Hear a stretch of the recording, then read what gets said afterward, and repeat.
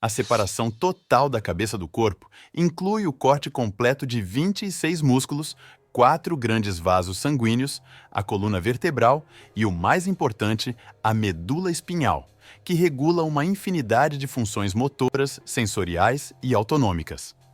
A causa exata do falecimento ao perder a cabeça é tecnicamente a separação da medula espinhal e a perda rápida de sangue. Isso é tudo o que há para saber, anatomicamente falando.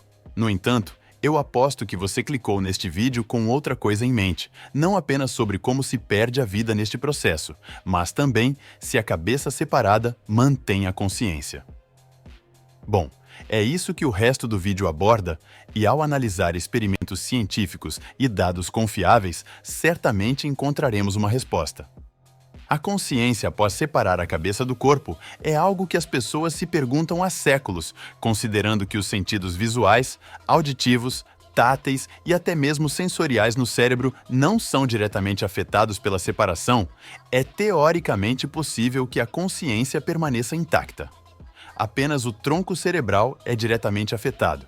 Então, como o cérebro fica intacto, pode haver possível consciência. Historicamente, o caso mais famoso de alegada consciência após atirar a cabeça foi a execução de Charlotte Corday durante a Revolução Francesa.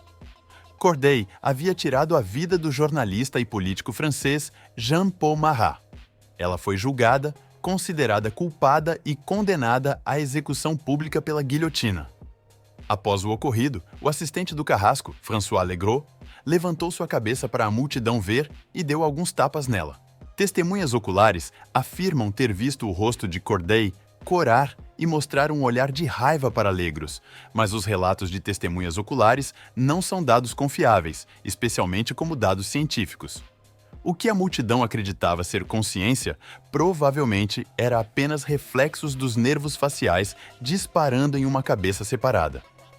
No entanto, esses movimentos faciais após a separação da cabeça, historicamente, foram citados como prova de consciência, mas existem apenas em registros históricos não científicos, e são mais histórias para boi dormir do que qualquer outra coisa. No entanto, a história não é completamente omissa em relação a isso. Houve um experimento científico conhecido por observar a consciência humana após separar a cabeça do corpo. Em 1905, o médico francês Dr. Gabriel Burrow recebeu permissão para conduzir experimentos em um prisioneiro condenado à execução. O prisioneiro, Henry Lange, foi executado em 28 de junho de 1905 por assassinato. A guilhotina caiu e a cabeça de Lange rolou. O Dr. Burrow pegou imediatamente a cabeça separada para começar o experimento. Segurando a cabeça de Lange, ele começou a falar com ela. As falas a seguir foram retiradas do seu relatório médico. Pude observar imediatamente após a cabeça sair que as pálpebras e os lábios do homem guilhotinado trabalhavam em contrações rítmicas regulares por cerca de 5 ou 6 segundos.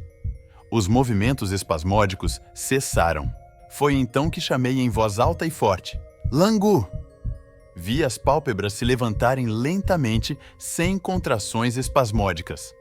Insisto, bastante distintas e normais, como acontece na vida cotidiana com pessoas despertadas ou tiradas de seus pensamentos.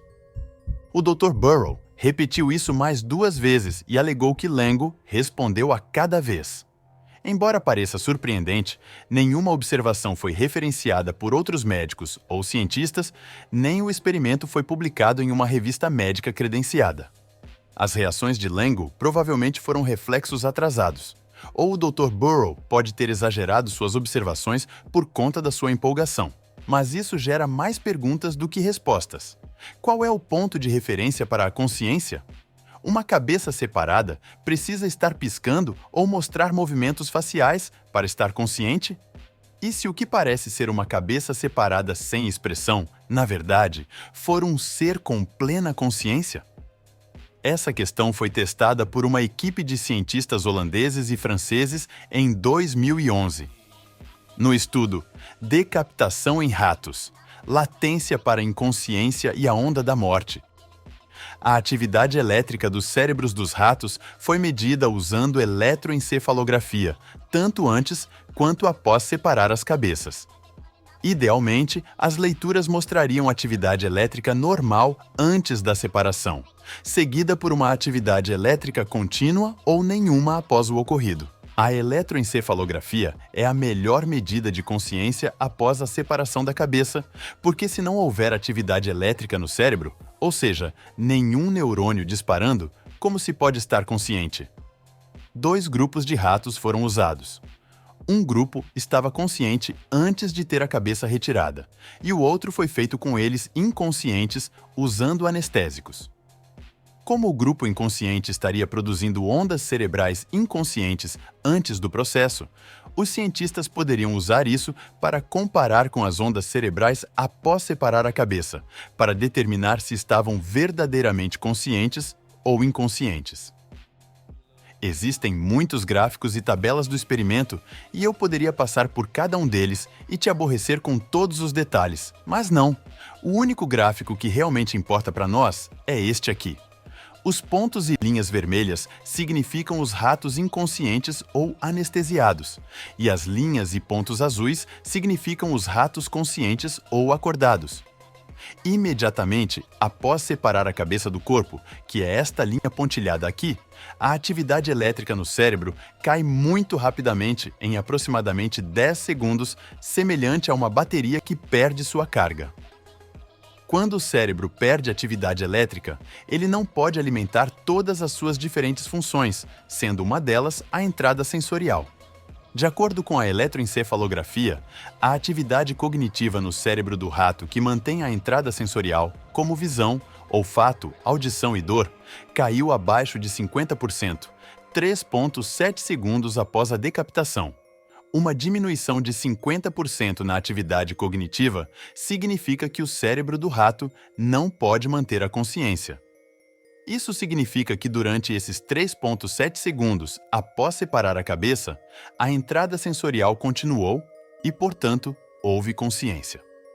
No entanto, após 4 segundos, a consciência foi completamente perdida e, em aproximadamente 20 segundos, o cérebro não produziu nenhuma atividade elétrica, o que pode ser visto como uma linha reta nesta leitura do eletroencefalografia. E é isso. O que acabou sendo um folclore sangrento se revelou uma realidade sangrenta. Se você se encontrar sob a guilhotina ou diante do seu algoz, certifique-se de dar uma boa olhada ao redor, porque certamente esses 3 ou 4 segundos serão os últimos.